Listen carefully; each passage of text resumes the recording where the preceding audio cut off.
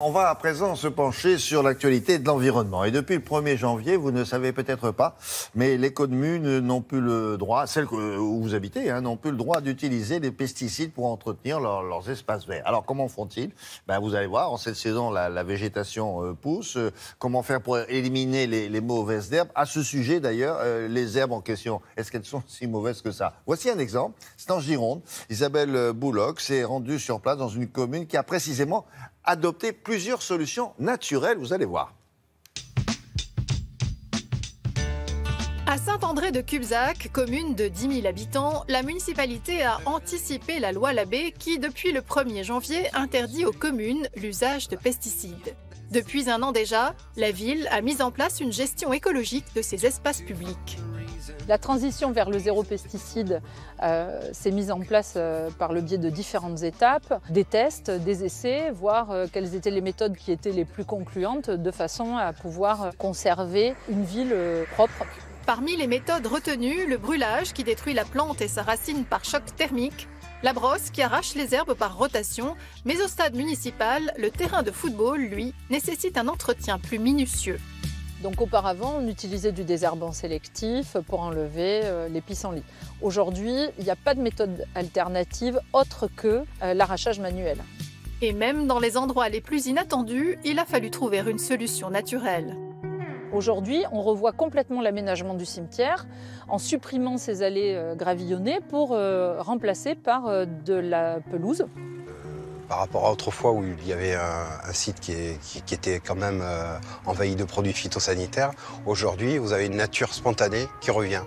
Nous, c'est pour notre santé, c'est vraiment un plus. On le ressent, on n'a plus ces odeurs de pesticides dans le nez en fin de journée. On se sent plus en phase avec la nature aujourd'hui.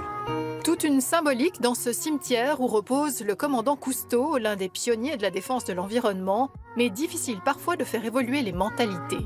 Dans l'esprit de la majorité des citoyens, les plantes qui poussent sur les trottoirs, qui poussent dans le cimetière, c'est sale. On a vraiment des citoyens qui nous disent « mais non, mais les rues sont sales ». Mais les rues ne sont pas sales, l'herbe, c'est pas sale. Il faut juste que l'esprit change.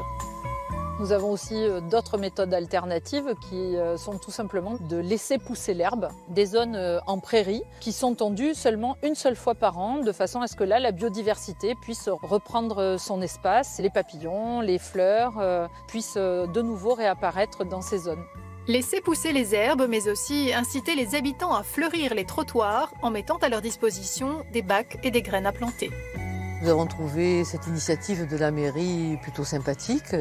On aime bien les fleurs et en mettre devant notre maison, c'était une façon aussi d'améliorer encore le cadre et d'en faire profiter toutes les personnes qui passent. Et un collectif citoyen a même investi l'espace public pour créer un potager solidaire.